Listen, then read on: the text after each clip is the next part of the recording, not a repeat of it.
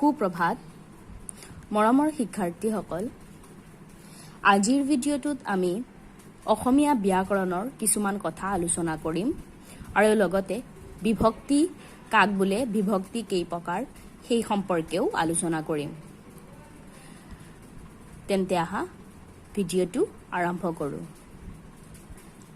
আমি জানো যে প্ৰত্যেক ভাষাৰে সুকীয়া সুকীয়া ব্যাকৰণ থাকে সেই হিচাপত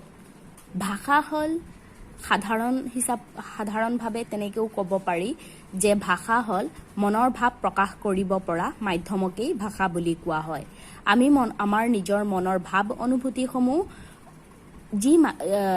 যি মাধ্যমত আমি প্ৰকাশ কৰোঁ তাকেই ভাষা বোলে ব্যাকৰণ হল কোনো এটা ভাষাৰ গঠন পদ্ধতিৰ বিজ্ঞানসন্মত আৰু তন্ন বিচাৰ বিশ্লেষণেই হল ভাষাটোৰ ব্যাকৰণ যিকোনো এটা ভাষাক আমি যেতিয়া বিজ্ঞানসন্মতভাৱে আৰু তন্নকৈ বিচাৰ বিশ্লেষণ কৰাকেই ভাষাটোৰ ব্যাকৰণ বুলি কোৱা হয় অৰ্থাৎ ব্যাকৰণ এখন নিৰ্দিষ্ট ভাষা গঠনৰ গাঠনিক দিশত বিশ্লেষণ বিজ্ঞানসন্মতভাৱে দাঙি ধৰা হয় গতিকে ব্যাকৰণ পুথি এখন পঢ়িলে ভাষা এটাৰ শুদ্ধকৈ লিখিব বা ক'ব পাৰি বুলি ধাৰণা কৰাটো সমীচীন নহয় কেৱল যে ব্যাকৰণ আমি ভাষা এটা শুদ্ধকৈ পঢ়িবলৈ আৰু লিখিবলৈ হে ব্যাকৰণ অধ্যয়ন কৰোঁ তেনেকুৱা নহয় ভাষা এটা ব্যাকৰণ অধ্যয়ন কৰিলে ভাষাটোৰ সম্পৰ্কে তন্ন জ্ঞান আমি লাভ কৰিব পাৰোঁ আৰু ব্যাকৰণ এখন পঢ়িলে কোনো এটা ভাষাৰ গঠন পদ্ধতিৰ বিষয়ে জানিব পাৰি সেই ভাষাটোৰ গঠন পদ্ধতি সম্পৰ্কেও আমি জ্ঞান লাভ কৰিব পাৰি এই অসমীয়া ভাষাৰ ব্যাকৰণৰ ইতিহাস আমি যদি দোহাৰো তেন্তে প্ৰথমে মিছনেৰীসকলে অসমবাসীৰ মাজত যেতিয়া মিছনাৰীসকল অসমলৈ আহিছিল তেতিয়া অসমবাসীৰ মাজত তেওঁলোক যিহেতু ইংৰাজী ভাষিক আছিল সেয়ে ইংৰাজী এৰি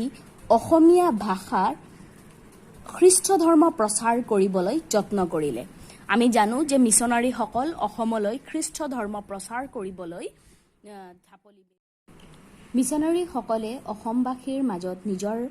ভাষা ইংৰাজী এৰি অসমীয়া ভাষাত খ্ৰীষ্ট ধৰ্ম প্ৰচাৰ কৰিবলৈ যত্ন কৰিলে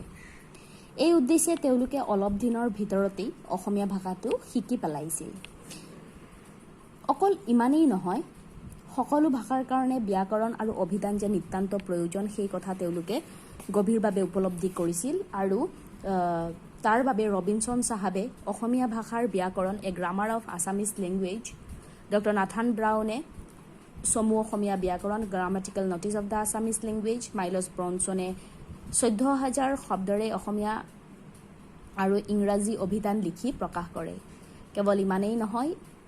মিছনাৰীসকলৰ যত্নতে ইতিমধ্যে ১৮১৩ খ্ৰীষ্টাব্দতে নগাঁৱৰ আত্মৰাম শৰ্মাই বাইবেল পুথিখনো অনুবাদ কৰিছিল এনেকৈয়ে অসমীয়া ব্যাকৰণে প্ৰসাৰতা লাভ কৰি বৰ্তমানৰ পৰ্যায় লাভ কৰিছে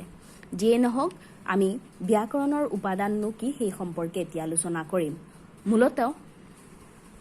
ব্যাকৰণৰ চাৰিটা উপাদান আছে সেই চাৰিটা উপাদান হ'ল ধ্বনি অৰ্থাৎ চাউণ্ড শব্দ অৰ্থাৎ ৱৰ্ড বাক্য অৰ্থাৎ সেন্টেন্স আৰু অৰ্থ অৰ্থাৎ মিনিং এই ব্যাকৰণত ধ্বনি শব্দ আৰু বাক্য এই তিনিওটা উপাদানৰ আলোচনাহে থাকে ধ্বনি হ'ল ভাষা এটাৰ ক্ষুদ্ৰতম উপাদান যিদৰে গছ এজোপাৰ মূল বুলি কোৱাৰ লগে লগে শিপাডালকে বুজোৱা হয় সেইদৰে ভাষা এটাৰ মূল বুলি কোৱাৰ লগে লগে আমি ধ্বনিক বুজো মানুহে বাগেন্দ্ৰিয়ৰ সহায়তে ওঠ জিভা দাঁত তালু ঘটিকা গলকোষ শ্বাসনলী নাসিকা বিবৰ হাওঁফাওঁ আদি অংগসমূহ ধ্বনি উচ্চাৰণ কৰে বাবে ইহঁতক বাগধ্বনি বুলি কোৱা হয় বাগধ্বনি হ'ল যি যন্ত্ৰৰ সহায়ত আমি ধ্বনি উচ্চাৰণ কৰোঁ তাকেই বাগধ্বনি বুলি কোৱা হয় আৰু বাগেন্দ্ৰীয় হ'ল মুখগৰ্ভক বাগেন্দ্ৰীয় বুলি কোৱা হয় কাৰণ মুখগৰ্ভৰ জৰিয়তেই আমি ধ্বনিসমূহ উচ্চাৰণ কৰোঁ সেই মুখগৰ্ভৰ অংগসমূহ হ'ল ওঠ জিভা দাঁত তালু খটিকা গলকোষ শ্বাসনলী নাসিকা বিবৰ হাওঁফাওঁ আদিয়ে এই ক্ষেত্ৰত ক্ৰিয়া কৰে মানুহে আমি শ্বাস প্ৰশ্বাস লওঁতে হাওঁফাওঁলৈ বায়ু ওলোৱা সুমোৱা প্ৰক্ৰিয়াটো চলি থাকে এই বায়ু প্ৰবাহৰ সূতক ওঠ আৰু জিভাৰ সহায়ত দাঁত তালু আদি অংগবোৰত ৰোধ বা নিয়ন্ত্ৰণৰ ফলতে যি নাদৰ সৃষ্টি হয় সেয়াই বাগধ্বনি বাগধ্বনি হ'ল যে আমাৰ সেই বায়ু প্ৰবাহৰ সূতটো যেতিয়া চলি থাকে সেই চলি থকা সময়ত ওঠ আৰু জিভাৰ সহায়ত দাঁত তালু আদি অংগবোৰত বিভিন্ন ঠাইত ঘহনি খাই বা ঠেকা খাই বিভিন্ন ধৰণৰ নাদৰ যেতিয়া সৃষ্টি হয় সুৰৰ লহৰ বাঢ়ি আহে তেতিয়াই আমাৰ একোটা সাউণ্ড বিভিন্ন ধৰণৰ সাউণ্ড আমাৰ কি হয় উচ্চাৰণ হয় আৰু তাকেই কি বুলি কোৱা হয় বাগধ্বনি বুলি কোৱা হয় দৰাচলতে মানুহৰ মাত আৰু কথাৰ ক্ষুদ্ৰ ভাগবোৰেই হৈছে বাগধ্বনি মানুহৰ মাত কথাৰ ক্ষুদ্ৰ ভাগটোৱেই হ'ল বাগধ্বনি যেনেকৈ এতিয়া তুমি কি কৰি আছা এই বাক্যটোত মই যে তুমি কি কৰি আছা এটা বাক্য কৈছোঁ সেই বাক্য হোৱাৰ আগত শব্দ গঠন হৈছে শব্দ গঠনৰ আগত ধ্বনিসমূহৰ মই উচ্চাৰণ কৰিছোঁ ধ্বনিসমূহ গোট খাই শব্দ হৈছে শব্দসমূহ লগ লাগি পেলাই বাক্য গঠন হৈছে আৰু বাক্যৰ যেতিয়া অৰ্থ প্ৰকাশ পাইছে তেতিয়াই সেই প্ৰশ্নটোৰ উত্তৰ বা সেই প্ৰশ্নটোৱে কি ইংগিত কৰিছে আমি সকলোৱে গম পাইছোঁ গতিকে ভাষা এটাৰ মূল বুলি কোৱাৰ লগে লগে আমি ধ্বনি বুলি ক'ব লাগিব আৰু মানুহৰ মাত কথা কথোপকথনৰ ক্ষুদ্ৰ ভাগটোৱেই হ'ল বাগধ্বনি ধ্বনিৰ বিশিষ্ট ৰূপটোৱেই হ'ল বৰ্ণ ধ্বনিৰ যিটো বিশিষ্ট ৰূপ সেই বিশিষ্ট ৰূপটোৱেই হ'ল বৰ্ণ ধ্বনিসমূহ যেতিয়া আমি উচ্চাৰণ কৰোঁ যেনেকৈ অ আ ই ক খ গ ইত্যাদি ধ্বনিসমূহ আমি যেতিয়া উচ্চাৰণ কৰোঁ আৰু সেই ধ্বনিসমূহ উচ্চাৰণ কৰাৰ পিছত তাক ভাষা বিজ্ঞানীসকলে চিনাক্ত কৰিছে যে এইটো অবৰ্ণ সেইটো সবৰ্ণ ইত্যাদি হিচাপত যেনেকৈ যেতিয়া চিনাক্ত কৰা হৈছে তেতিয়াই বৰ্ণৰ সৃষ্টি হৈছে আৰু ধ্বনিসমূহৰ বিশিষ্ট ৰূপটোৱে সেইটো কাৰণত হ'ল বৰ্ণ অৰ্থাৎ কোনো এটা ভাষাৰ সুকীয়া উচ্চাৰণ বৈশিষ্ট্য থকা ধ্বনিবোৰেই হৈছে সেই ভাষাটোৰ বৰ্ণ ভাষাটোৰ বৰ্ণ হ'ল যিকোনো এটা সুকীয়া ভাষাৰ উচ্চাৰণ আমাৰ প্ৰত্যেকটো ভাষাৰেই উচ্চাৰণ সুকীয়া বেলেগ আৰু সেই বেলেগ উচ্চাৰণেই হৈছে বেলেগ উচ্চাৰণৰ বৈশিষ্ট্য থকা ধ্বনিবিলাকেই হৈছে ভাষাটোৰ বৰ্ণ যেনেকৈ আমাৰ অসমীয়া ভাষাৰ লগত ইংৰাজী ভাষাৰ বৰ্ণৰ কোনো মিল নাই তেনেকৈ প্ৰত্যেক ভাষাৰ লগত কোনো ভাষাৰ লগত আন কোনো ভাষাৰ বৰ্ণসমূহৰ তথা ধ্বনিৰ মিল নাথাকে আমাৰ ইণ্ডো ইউৰোপীয় ভাষাৰ ভাষাৰ একে পৰ্যায়ৰেই আমাৰ অসমীয়াৰ লগত হিন্দী ভাষাটো তথাপিও সিহঁতৰ উচ্চাৰণৰ পাৰ্থক্য তথা তাৰতম্যত দেখিবলৈ পোৱা যায় আনহাতে আখৰ হৈছে ধ্বনি বুজাবলৈ ব্যৱহাৰ কৰা চিহ্ন বা প্ৰতীক আৰু সেই বৰ্ণ যেতিয়া চিনাক্ত কৰা হৈছিলে আৰু সেই বৰ্ণসমূহক যেতিয়া লিখিত ৰূপ দিয়া হৈছিলে তেতিয়া তাক কি বুলি কোৱা হৈছিল আখৰ বুলি কোৱা হৈছিল ধ্বনি বৰ্ণ আৰু আখৰবোৰৰ নিজা অৰ্থ নাই ধ্বনি অৰ্থাৎ সাউণ্ড বৰ্ণ লেটাৰ আৰু আখৰবোৰৰ কি নাই নিজাভৱীয়া অৰ্থ নাই সিহঁতেই যেতিয়া একেলগে বা কেতবোৰ বৰ্ণসমষ্টি লগ লাগি পেলাই কি হয় একোটা অৰ্থ প্ৰকাশ কৰিব পৰা শব্দ গঠন বা শব্দৰ সৃষ্টি কৰে। দ্বিতীয় উপাদানটো হ'ল শব্দ। শব্দ হ'ল এক বা একাধিক বৰ্ণৰে গঠিত ভাষাৰ অৰ্থযুক্ত গোটটোৱে হ'ল শব্দ। অৰ্থাৎ এটা বা এটাতকৈ বেছি বৰ্ণৰ গোটটোকে শব্দ বুলি ক'ব পাৰি। যেনে ই, সি, ক, মানুহ, গৰু, ঘৰ আদি। শব্দ এটা উচ্চাৰণ কৰাৰ লগে লগে ইয়াৰ অৰ্থটো আপোনা আপুনি স্পষ্ট হ'ব লাগে, তেতিয়াহে তাক আমি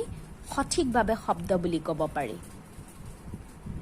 কেতিয়াবা দুটা ভিন্ন অৰ্থযুক্ত শব্দও লগ লাগি পেলাই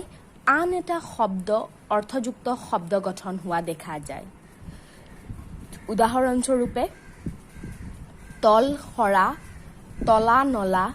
চকু মুদা ইত্যাদি। তল সৰা শব্দ দুটাৰ যদি আমি সুকীয়াভাৱে ব্যৱহাৰ কৰোঁ, তাৰ অৰ্থও বেলেগ। তল মানে তলত, সৰা মানে পৰি থকা। সেই তল সৰা শব্দ দুটা যেতিয়া একেলগে ব্যৱহাৰ হয়, তেতিয়া তাৰ বেলেগ এটা অৰ্থ প্ৰকাশ পায়। সেইদৰে তলসৰা শব্দটোৰ অৰ্থ হ'ল কম মূল্য বা মূল্যহীন বুলিও ক'ব পাৰি। তলা নলা, তলা এটা শব্দ, নলা এটা শব্দ। সেই শব্দ দুয়োটা শব্দৰ অৰ্থ কিন্তু বেলেগ বেলেগ। কিন্তু শব্দ দুটা যেতিয়া একেলগে ব্যৱহাৰ হয়, তেতিয়া তাৰ বেলেগ এটা অৰ্থ প্ৰকাশ পায়।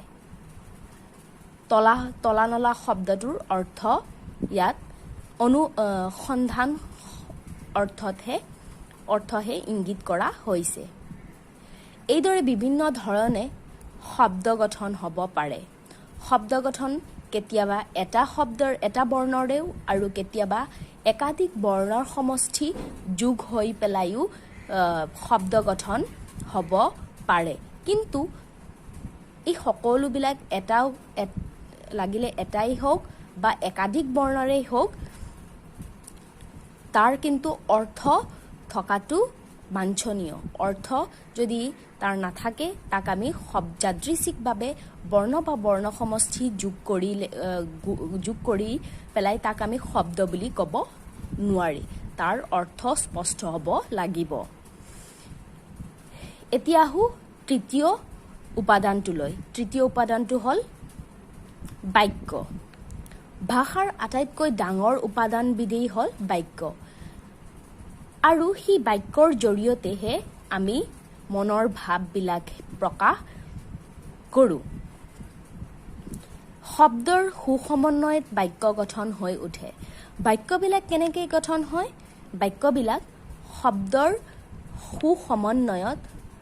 বাক্য গঠন হয়। পৰস্পৰৰ সম্বন্ধযুক্ত শব্দ সমষ্টিয়েই একোটা মনোভাৱ পূৰ্ণকৈ প্ৰকাশ কৰিব পাৰিলে একোটা বাক্য হয়। শব্দসমূহ এটা বা একাধিক শব্দ সংযোগ কৰি বাক্য এটা গঠন কৰিব পাৰি। কিন্তু সেই শব্দসমূহ যদি যাদৃচ্ছিকভাৱে ব্যৱহাৰ কৰি আমি তাৰ যাদৃচ্ছিকভাৱে ব্যৱহাৰ কৰি বাক্য গঠন কৰিব নোৱাৰি। শব্দসমূহক ক্ৰমান্বয়ে আৰু ক্ৰমান্বয়ে উপযুক্ত স্থানত ব্যৱহাৰ কৰি পেলাই এটা শব্দৰ লগত আন এটা শব্দৰ সুসমন্বয় থাকিলেহে আৰু তাক আমি উপযুক্ত স্থানত বহুৱাই বাক্য গঠন কৰিব পাৰি। বাক্য এটাৰ যিকেইটা শব্দ থাকে, প্ৰত্যেকটো শব্দৰ পৰস্পৰৰ সম্বন্ধ থকাটো অনিবাৰ্য। বাক্যত সংযুক্ত শব্দবোৰ এটা ক্ৰমত লগ লাগে। এটা ক্ৰমত কি হ'ব লাগে? বাক্যসমূহ বহুৱাব লাগে। পূৰ্ব প্ৰসংগ থাকিলে কেতিয়াবা এটা শব্দৰেও বাক্য গঠন হ'ব পাৰে। কেতিয়াবা এটা শব্দৰেও বাক্য গঠন হ'ব পাৰে। যেনে তুমি ভাত খালানে? এই বাক্যটোত তিনিটা শব্দৰে গঠিত এটা বাক্য আৰু সেই বাক্যটো সেই বাক্যটো এটা ক্ৰমত উপযুক্ত স্থানত বহিছে, যাৰ ফলত ইয়াৰ অৰ্থ স্পষ্টভাৱে ওলাই আহিছে। সেইকাৰণে আমি তাক বাক্য বুলি ক'ব পাৰি আৰু তাৰ অৰ্থও আমি বুজিব পাৰিছোঁ। তুমি ভাত খালানে বাক্যটোৰে ভাত খোৱাৰ কথাটোকে সোধা হৈছে। তাৰ উত্তৰত খালো বুলি এটা শব্দৰে সম্পূৰ্ণ কৰিলেও এইটো কি হ'ব? বাক্য হ'ব। এটা শব্দৰে সম্পূৰ্ণ হ'লেও তাৰ কিন্তু পূৰ্ব প্ৰসংগ আছিল বাবে ইয়াৰ অৰ্থটো স্পষ্টভাৱে ওলাই আহিছে। এনেদৰে বাক্যৰ উপাদানসমূহ মূলতঃ ধ্বনি, শব্দ, বাক্য এই তিনিওটা উপাদানেৰে ভাষা এটা গঠন হয় বুলি। এতিয়া অসমীয়া ভাষাৰ বিভক্তি সম্পৰ্কে জানিলোঁ। বিভক্তিটো আলোচনা কৰাৰ আগতে ৰূপ বা প্ৰাকৃতি কি আৰু ই কেই প্ৰকাৰ আৰু কি কি সেই সম্পৰ্কে অলপ জানিলোঁ। যে ভাষাৰ ৰূপ বা প্ৰাকৃতি হ'ল ভাষাৰ ক্ষুদ্ৰতম অৰ্থবহ গোটটোৱেই হৈছে ৰূপ বা প্ৰকৃতি। ভাষা এটাৰ ক্ষুদ্ৰতম অৰ্থবহ গোটটোৱেই হ'ল এক ৰূপ বা প্ৰাকৃতি বুলি ক'ব পাৰি। কিছুমান প্ৰাকৃতিৰ অৰ্থ স্বতন্ত্ৰভাৱে প্ৰকাশ পায়, যেনে মানুহ, ফুল, ধান, কৰ, খা ইত্যাদি। এইবোৰ প্ৰাকৃতিক মুক্ত প্ৰাকৃতি বুলি কোৱা হয়। অৰ্থাৎ ৰূপ বা প্ৰাকৃতি হ'ল ভাষাৰ ক্ষুদ্ৰতম অৰ্থবহ গোটটোৱেই হ'ল ৰূপ বা প্ৰাকৃতি। ৰূপ বা প্ৰাকৃতি দুটা ভাগত ভাগ কৰা হৈছে। এটা হ'ল মুক্ত প্ৰাকৃতি, আনটো হ'ল যুক্ত প্ৰাকৃতি। এতিয়া এটা উদাহৰণসহ আমি আলোচনা কৰিম যে কি আছে। ৰূপ বা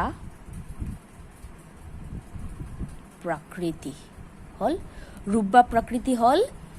কি? যে ভাষাৰ ক্ষুদ্ৰতম অৰ্থবহ গোটটোৱেই হৈছে ৰূপ বা প্ৰাকৃতি। ধৰি লোৱা এটা উদাহৰণ, তোমাৰ নাম কি? এই বাক্যটোত তোমাৰ এটা শব্দ, নাম এটা শব্দ, কি এটা শব্দ হ'ল। বাক্যৰ আৰু ৰূপ বা প্ৰাকৃতি কি কৈছে? বাক্যৰ ক্ষুদ্ৰতম অৰ্থবহ গোটটোৱেই হ'ল ৰূপ বা প্ৰাকৃতি। তোমাৰ ক্ষুদ্ৰতম অৰ্থবহ শব্দ, নাম এটা অৰ্থবহ শব্দ, কি এটা অৰ্থবহ শব্দ। গতিকে বাক্য এটাৰ প্ৰতিটো শব্দই অৰ্থপূৰ্ণ শব্দটোৱেই হ'ব আমাৰ ৰূপ বা প্ৰাকৃতি হ'ল। এতিয়া এই ৰূপ বা প্ৰাকৃতিক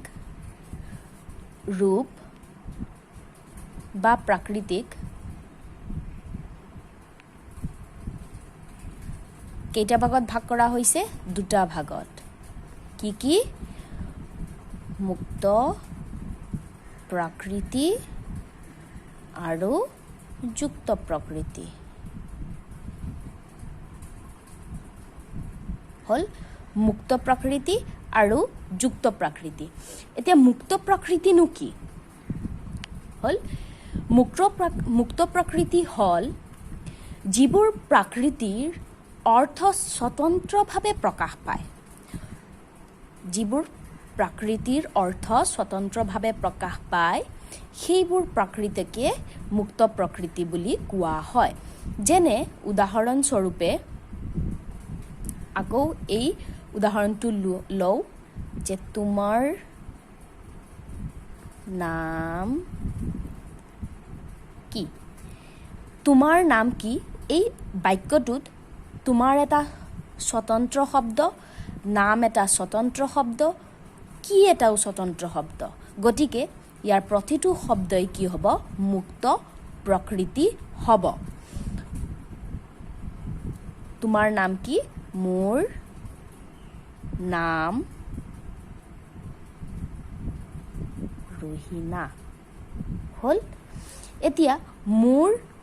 এটা স্বতন্ত্ৰ শব্দ, কাৰণ ইয়াৰ লগত কোনো সৰ্গ বা বিভক্তি যোগ হোৱা নাই। গতিকে মোৰ এটা স্বতন্ত্ৰ শব্দ হ'ব,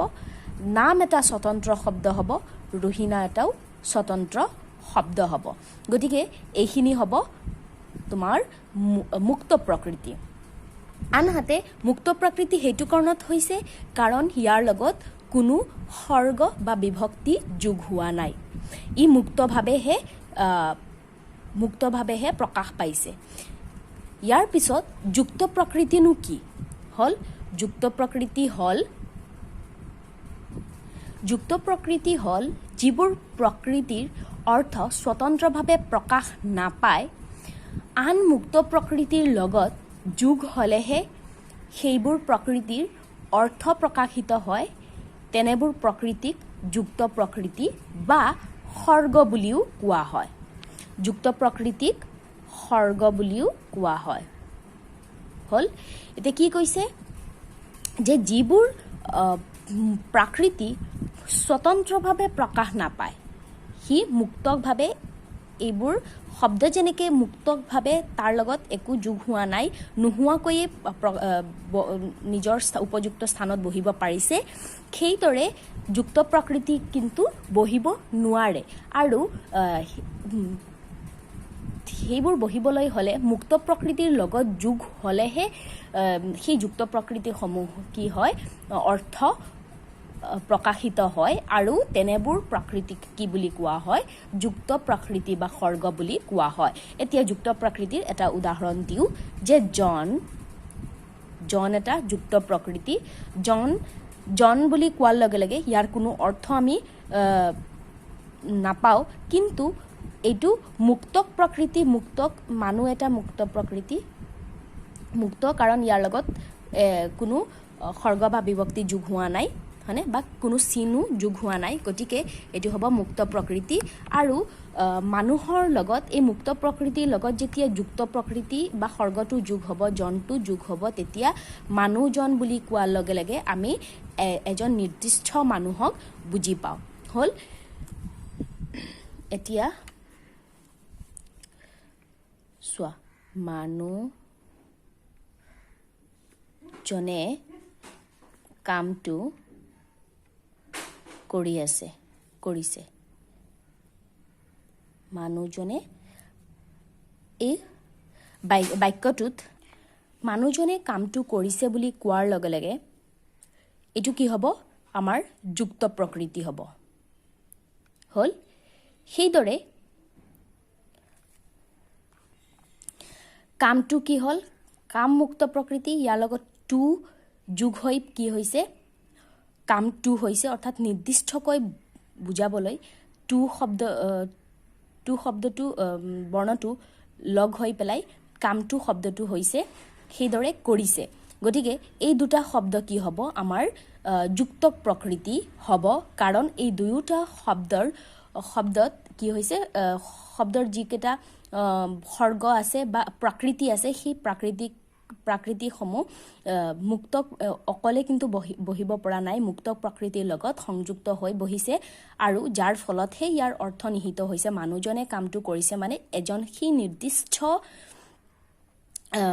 এজন মানুহৰ কথা বুজোৱা হৈছে, আৰু কামটোৰ ক্ষেত্ৰতো নিৰ্দিষ্ট কামটোক বুজোৱা হৈছে। গতিকে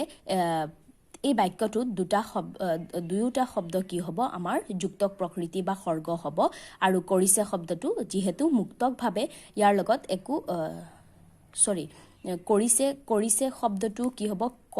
কৰ ধাতুৰ লগত যোগ হৈছে। কৰ ধাতুৰ লগত যোগ হৈছে। গতিকে এইটো কি হ'ব? আমাৰ যুক্ত প্ৰকৃতি হ'ব। হ'ল। এতিয়া আমি যুক্ত প্ৰকৃতিৰ আৰু কিছুমান উদাহৰণ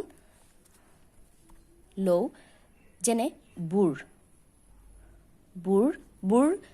শব্দটোৱে কোনো অৰ্থ প্ৰকাশ নঘটায়, কিন্তু গৰু মুক্ত প্ৰকৃতিৰ লগত বুঢ় যুক্তক প্ৰকৃতি যোগ হোৱাৰ লগে লগে কি হৈছে ইয়াৰ অৰ্থ প্ৰকাশ হৈছে গৰুবোৰ বুকুলি কোৱাৰ লগে লগে সেই গৰু হালৰ কথা কোৱা হৈছে সেইদৰে এৰ আমি এৰ নিৰ্দিষ্ট অৰ্থ নাই যেতিয়া ৰহিম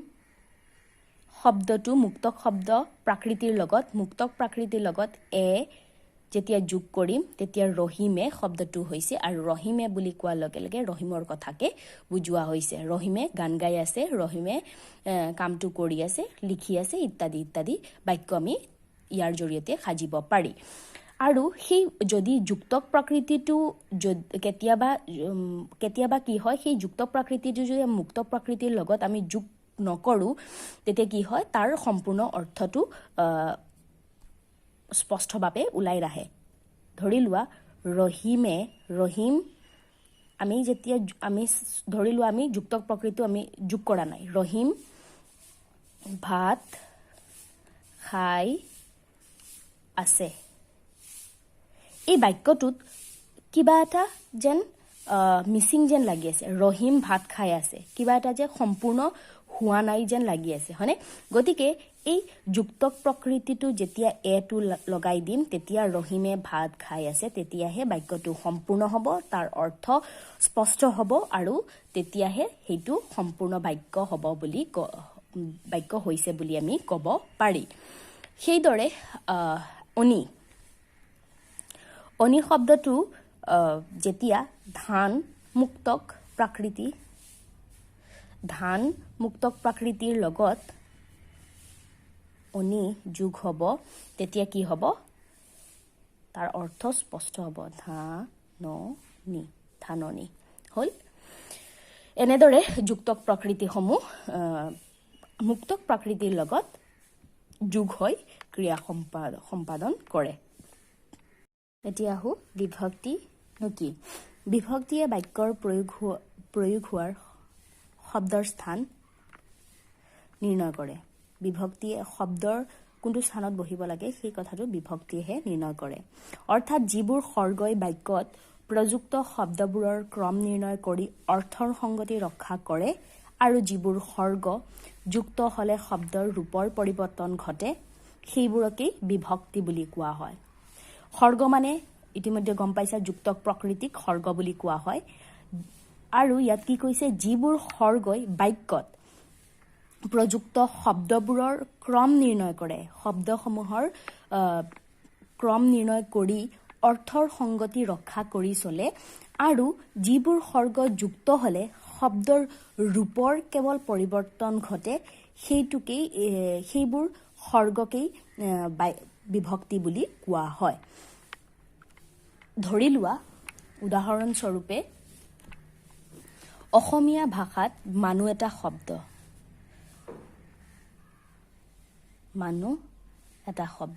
হ'ল সেই শব্দটো এটা নিৰ্দিষ্ট মুক্তক প্ৰাকৃতি সেই শব্দটোৰ লগত যেতিয়া ক ৰে লৈ ত আদি সৰ্গ সংযোগ হয় আৰু কি কৰে সৰ্গ সংযোগ হোৱাৰ পিছত ক্ৰমে কি হয় মানুহে হ'ল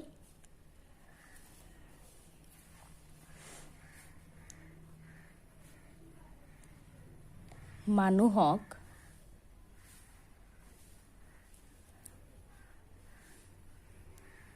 মানুহেৰে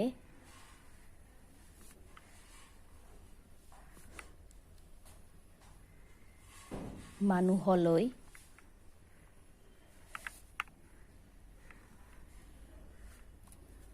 মানুহত এই কেতবোৰ শব্দ গঠন হৈছে মানুহে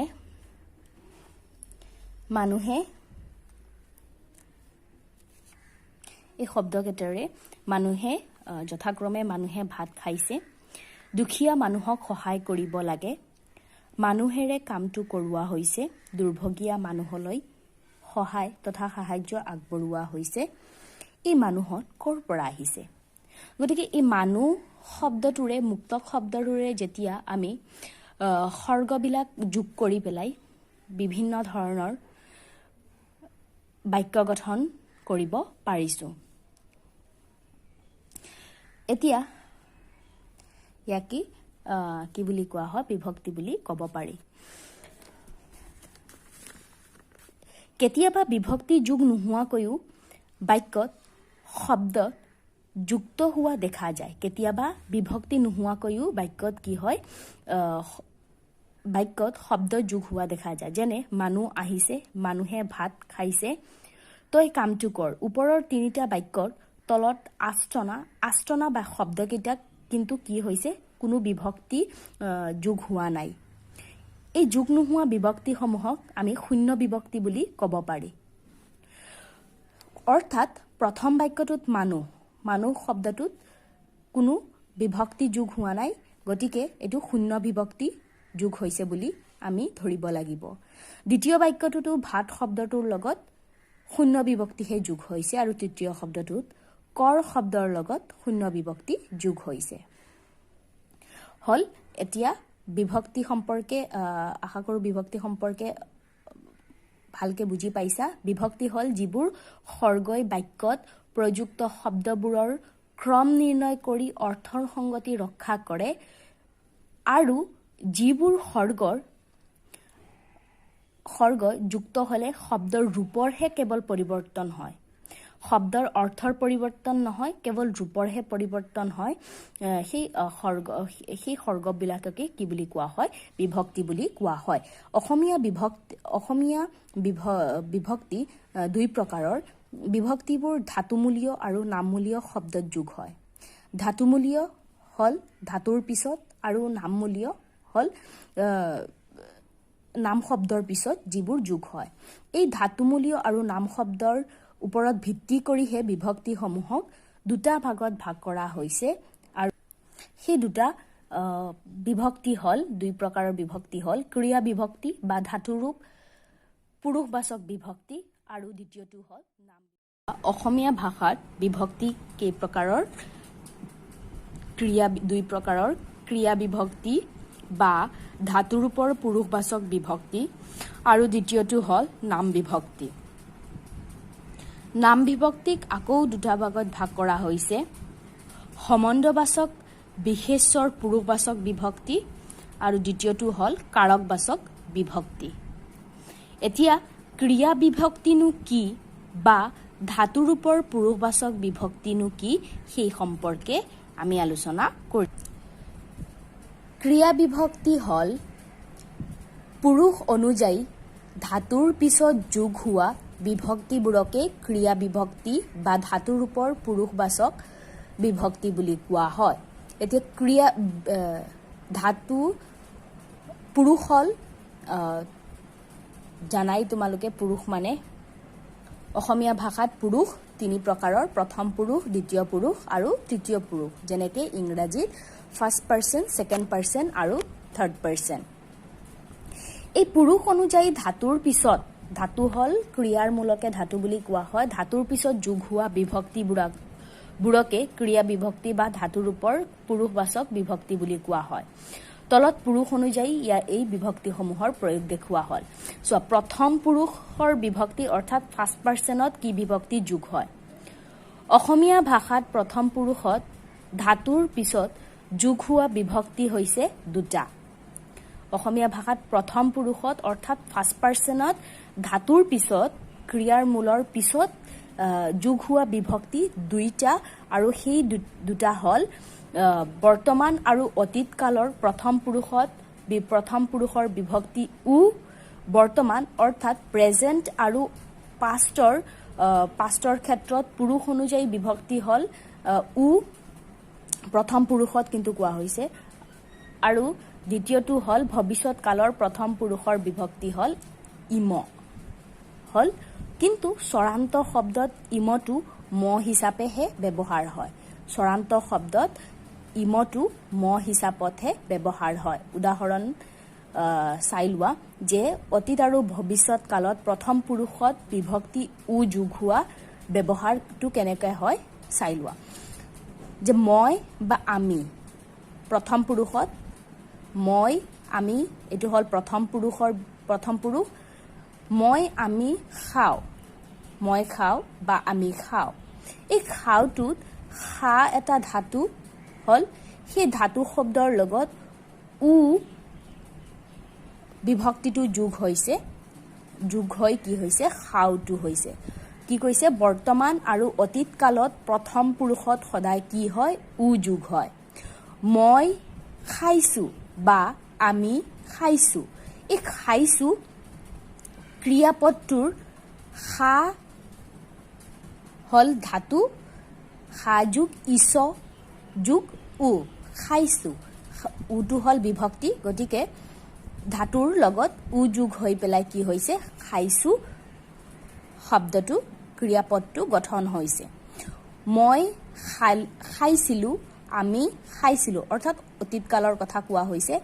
এই অতীত কালৰ বাক্যটোত প্ৰথম পুৰুষৰ বাক্যটোত ক্ৰিয়াপদ খাইছিলো শব্দটোৰ ধাতু শব্দ হল খা যোগ ইছ যোগ ইল যোগ উ খাইছিলো হেদৰে মই খেলিছিলো বা আমি খেলিছিলো এই শব্দটো বাক্যটোত প্ৰথম পুৰুষৰ এই বাক্যটোত খেলিছিলো পদটোত ক্ৰিয়াপদত ধাতু হল খেল সেই খেলৰ লগত ইছ যোগ ইল যোগ উ খেলিছিলো শব্দ ক্ৰিয়াপদটো গঠন হৈছে গতিকে প্ৰথম পুৰুষৰ বিভক্তিত সদায় বৰ্তমান আৰু অতীত কালত উ বিভক্তিটো ব্যৱহাৰ হয় আৰু ভৱিষ্যৎ কালত ইম বিভক্তিটো যোগ হয় কিন্তু চৰান্ত শব্দত ম যোগ হয় এতিয়া আমি ভৱিষ্যৎ কালৰ প্ৰথম পুৰুষৰ বিভক্তিটো আলোচনা কৰিম ভৱিষ্যৎ কালৰ ইম আৰু ম বিভক্তিৰ ব্যৱহাৰটো চাই লোৱা যে মই কৰিম ফিউচাৰৰ কথা কোৱা হৈছে ভৱিষ্যতৰ কথা কোৱা হৈছে গতিকে মই কৰিম আমি কৰিম এই বাক্যটো প্ৰথম পুৰুষৰ এই বাক্যটোত ক্ৰিয়াপদটো হল কৰিম কৰিম ক্ৰিয়াপদৰ ধাতু ৰূপটো হল কৰৰ লগত বিভক্তি যোগ হৈছে ইম বিভক্তিটো যোগ হৈ কি হল কৰিম হল দ্বিতীয়টো চোৱা মই আমি পঢ়িম এই বাক্য প্ৰথম পুৰুষৰ বাক্যত ক্ৰিয়াপদটো হল পঢ়িম শব্দটোৰ ধাতু ৰূপটো হল পৰ যোগ ইম বিভক্তি যোগ হৈ পঢ়িম শব্দটো গঠন হৈছে মই খাম বা আমি খাম হল এই চৰান্ত শব্দৰ লগত খাম ক্ৰিয়াপদত খাৰ লগত কি হৈছে চৰান্ত শব্দৰ লগত কি হৈছে ম বিভক্তিটো যোগ হৈছে তেতিয়াহে কি হল খাম হল আমি মই কৰাম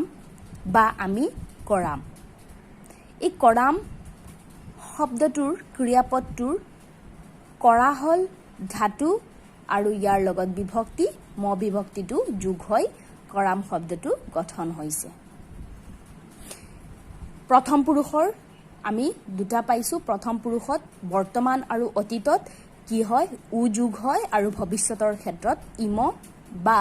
ম যোগ হয় চৰান্ত শব্দত ম আৰু ব্যঞ্জনান্ত শব্দত ইম যোগ হয় এতিয়া আহো দ্বিতীয় পুৰুষৰ বিভক্তিত অসমীয়া ভাষা দ্বিতীয় পুৰুষৰ বিভক্তি ৰূপ আকৌ দুটা মান্যাৰ্থত আৰু তুচ্ছাৰ্থত মান্য ৰূপত ক্ৰিয়া বিভক্তি যোগ বা প্ৰয়োগ কেনেকৈ হয় চাই লোৱা তুমি কিতাপ পঢ়া বা তোমালোকে কিতাপ পঢ়া দ্বিতীয় বিভক্তি অৰ্থাৎ সেকেন্ড পাৰ্সনত তুমি তোমালোকহে দ্বিতীয় বিভক্তিত পৰে গতিকে তুমি কিতাপখন পঢ়া বা তোমালোকে কিতাপখন পঢ়া এই বাক্যটোত ক্ৰিয়াপদটো হল পঢ়া শব্দটোৰ ধাতু ৰূপটো হ'ল পৰ যোগ আ বিভক্তি যোগ হৈ পঢ়া শব্দটো গঠন ক্ৰিয়াপদটো গঠন হৈছে দ্বিতীয় বাক্যটো চোৱা তুমি কিতাপখন পঢ়িছা তোমালোকে কিতাপখন পঢ়িছা এই পঢ়িছা ক্ৰিয়াপদটোৰ পৰ ধাতুৰ লগত ইছ যোগ আ বিভক্তি যোগ হৈ পঢ়িছা শব্দটো গঠন হৈছে তৃতীয়তে চোৱা তুমি কিতাপখন পঢ়িলা বা তোমালোকে কিতাপখন পঢ়িলা এই পঢ়িলা ক্ৰিয়াপদত পৰ ধাতু ৰূপৰ লগত ইল যোগ আ বিভক্তি যোগ হৈ পঢ়িলা শব্দটো গঠন হৈছে তুমি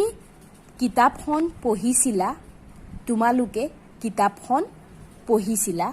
বাক্যটোত পঢ়িছিলা ক্ৰিয়াপদত পৰ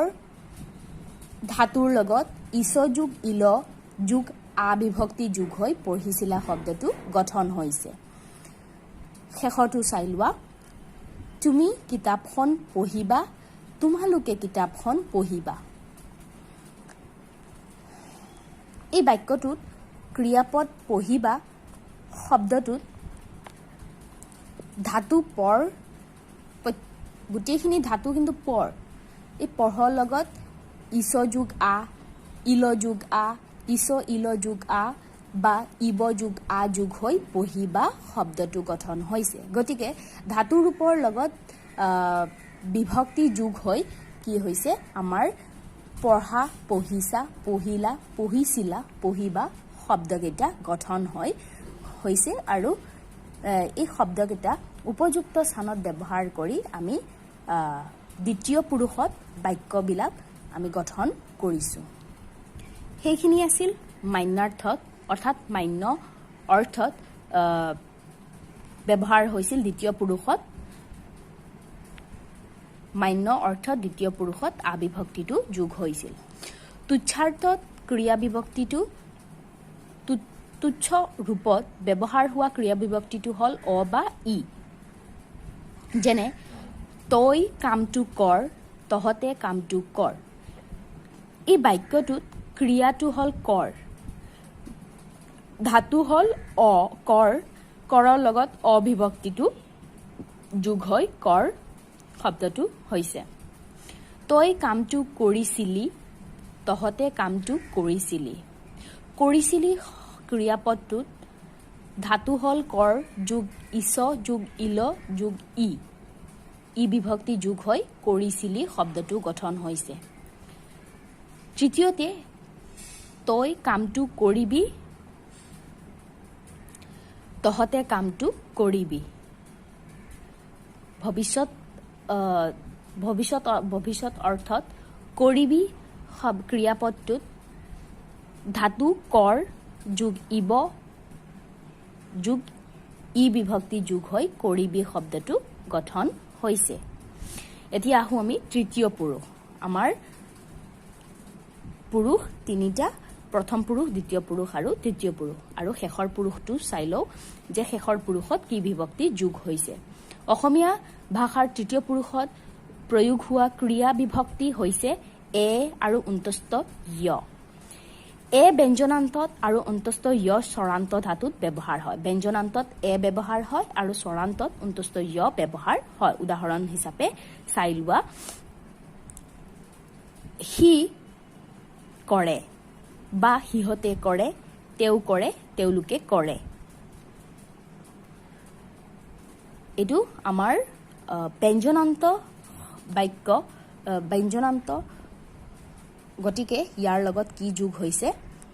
এ বিভক্তিটো যোগ হৈছে এই কৰে ক্ৰিয়াপদৰ লগত ধাতুটো হ'ল কৰ কৰৰ লগত এ বিভক্তি যোগ হৈ কৰে শব্দটো গঠন হৈছে সি খায় সিহঁতে খায় তেওঁ খায় তেওঁলোকে খায় এই বাক্যটোত খায় ক্ৰিয়াপদৰ লগত